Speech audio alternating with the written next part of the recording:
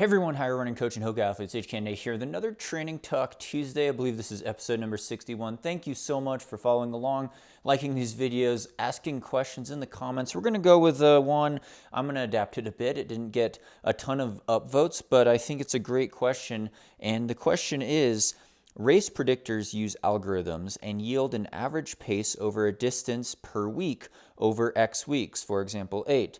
Could you just run that even pace every day, or is it best to end up at that pace with a combination of faster workouts and slower runs? So talking about algorithms, which could give you a ballpark general idea maybe if you're doing 50K a week, 30 miles a week, and you're running 4 or 5 times a week maybe your average pace, it finds out, you could look at the data and say, oh, I run my neighborhood loop, it's pretty flat, or I'm running on a treadmill, and I average 8 minutes per mile pace, or 5 minutes per kilometer pace.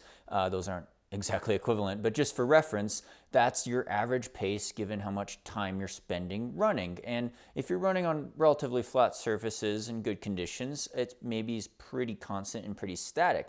The thing is, if you fully want to reach your potential in a distance running race, usually, and you're following a training plan, like one of our higher running training plans on our website, you should have more pace variation because the body's an organism. It responds to different stimuli.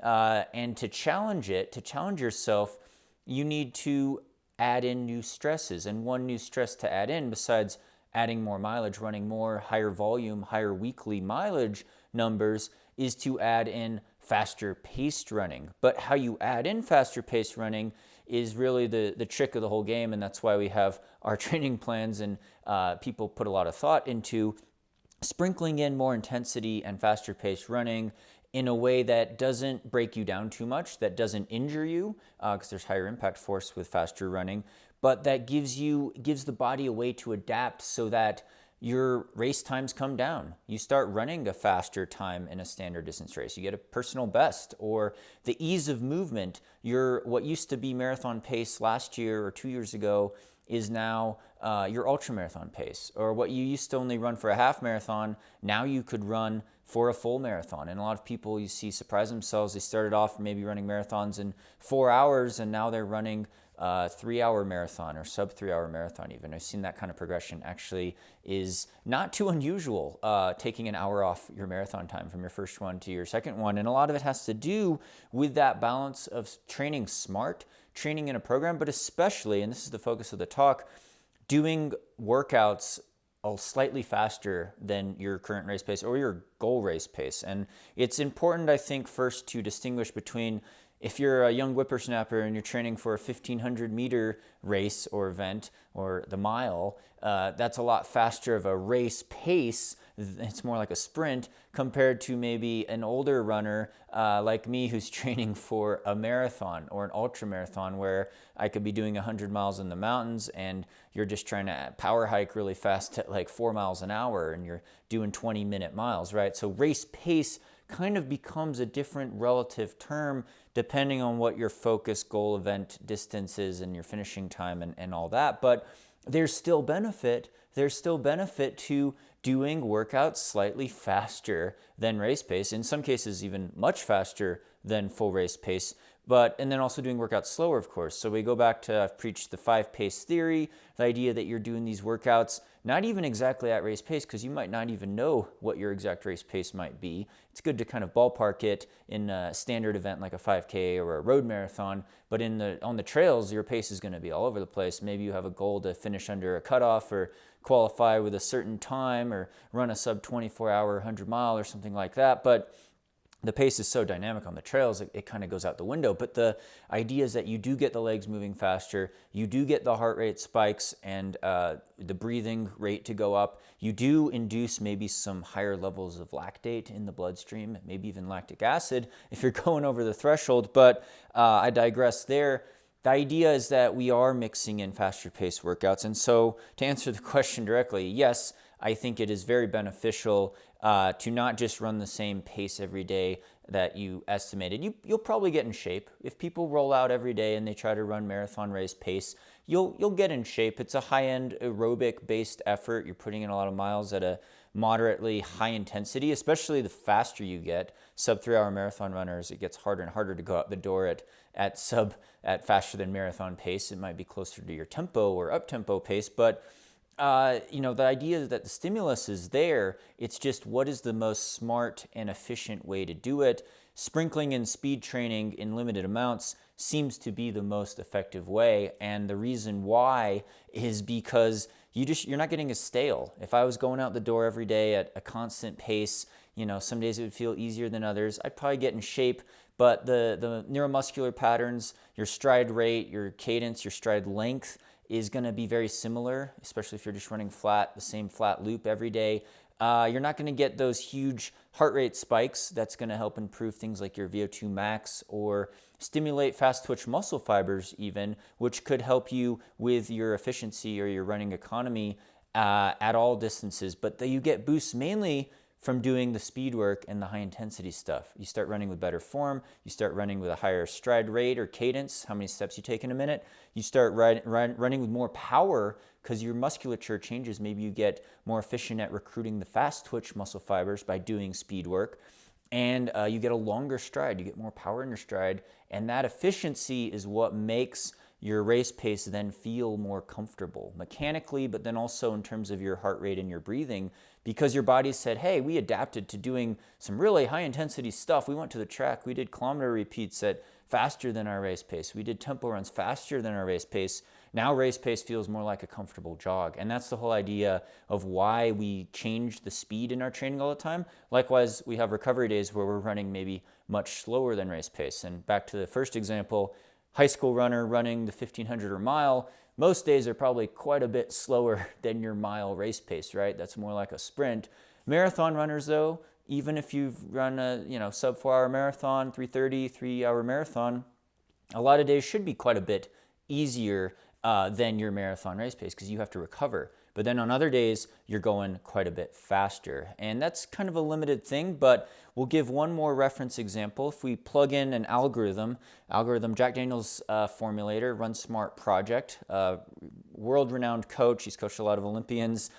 We use his algorithms and calculators quite a bit for equivalent performance ideas, but also in terms of rough training paces. But some of his paces I actually disagree with, but we'll plug it into the calculator here. This is a theoretical example of a runner that's looking to crack 3 hours in the marathon, right? So 3-hour marathon, 6:52 per mile pace, 4:16 per kilometer pace. That is the race pace.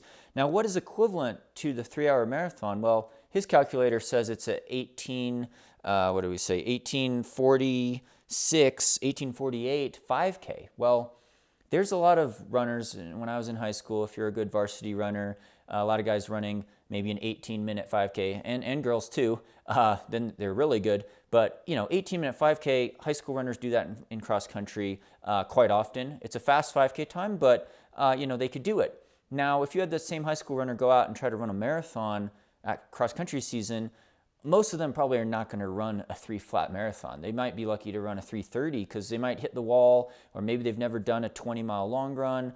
They'd be totally not prepared. Part of it's because you're a teenager still and you don't have the big aerobic base. Some definitely could, don't get me wrong. Some could be very talented, but just because you've run a fast 5K, that doesn't automatically mean it's going to transfer to this equivalent marathon according to this algorithm calculator, right? It shows that you maybe have the potential speed to later on run a marathon that fast and maybe a significantly under 3 hours, maybe a 2:50.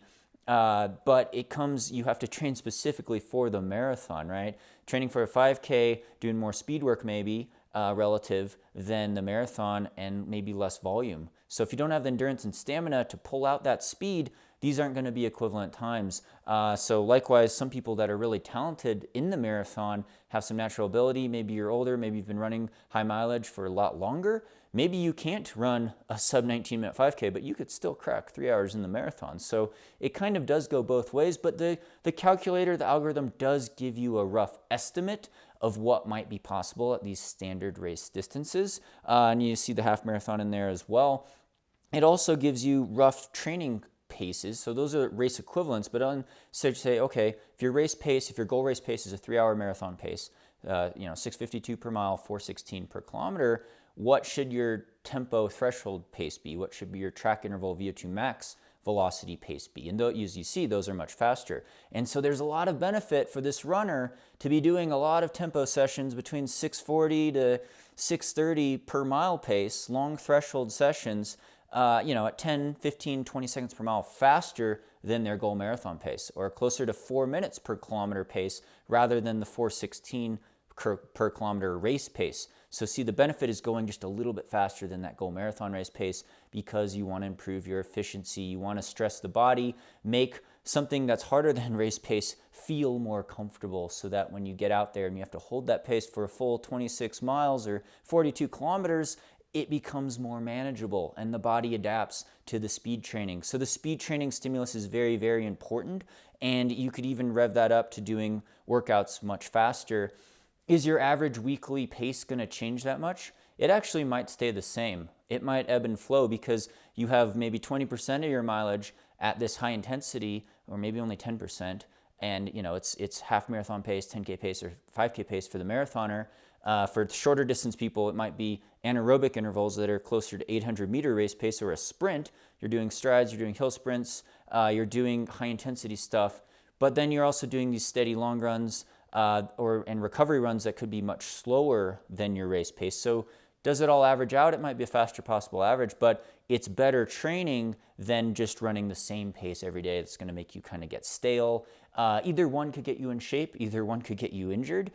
There is that variable there, as well as your mileage, but the idea is that you're always changing things up, and that's really the benefit of the speed work, is not just the mental side of things, but improving stride mechanics, improving running form, stride length, stride turnover, and then improving the ways you deal with lactate, how efficiently you burn fat as a fuel, all these good things, all these adaptations that are going to make you move better for longer distances and hopefully improve your time. So that's kind of the science behind the idea of speed training and why you want to always be varying things, some weeks more than others in a training plan.